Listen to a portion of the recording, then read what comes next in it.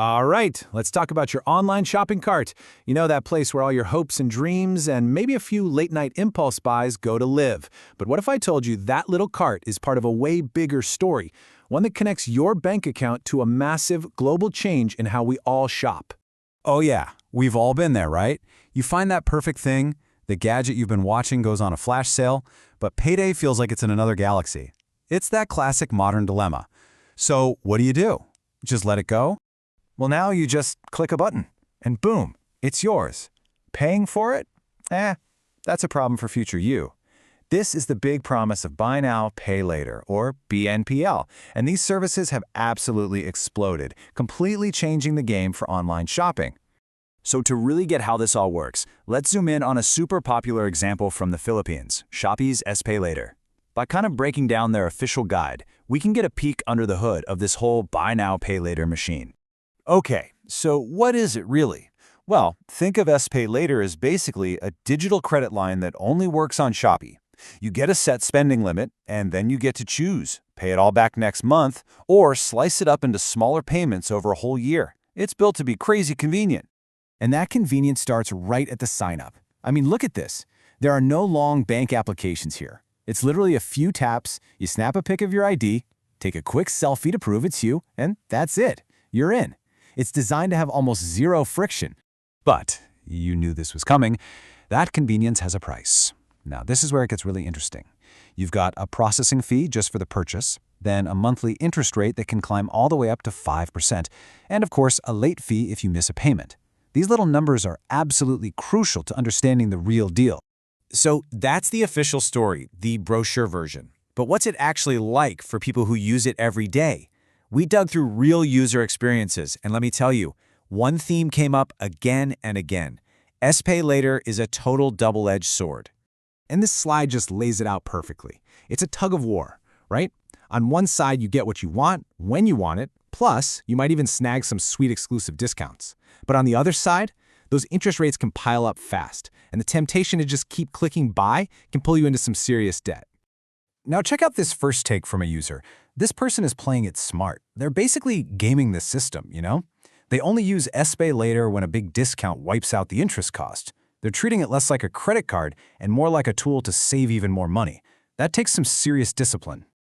And then you've got this, which is the other huge draw, the 0% interest deal.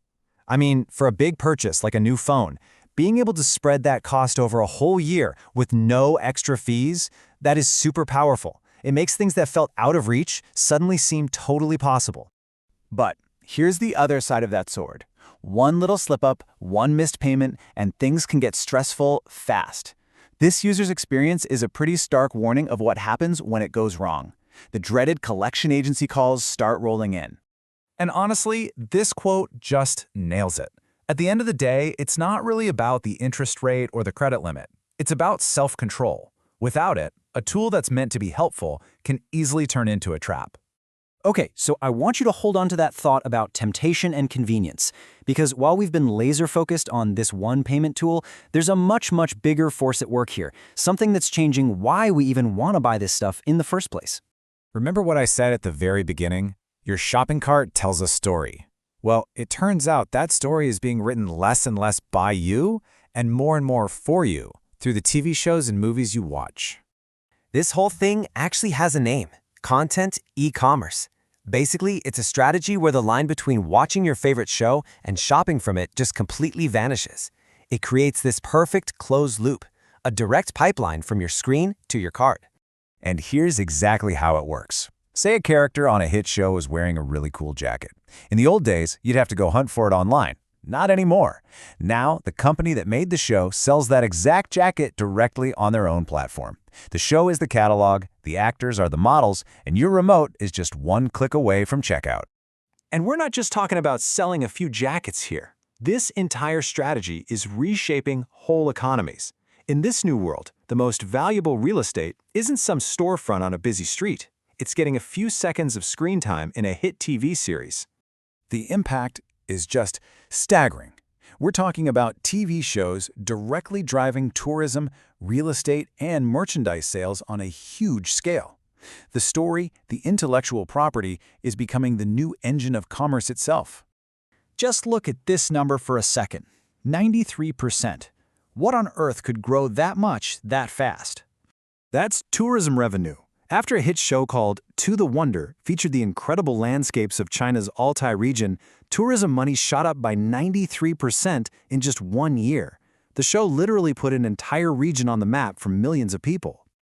And it's not a one-off thing. It is happening all over. A historical drama inspires a whole themed district that brings in 2 million visitors.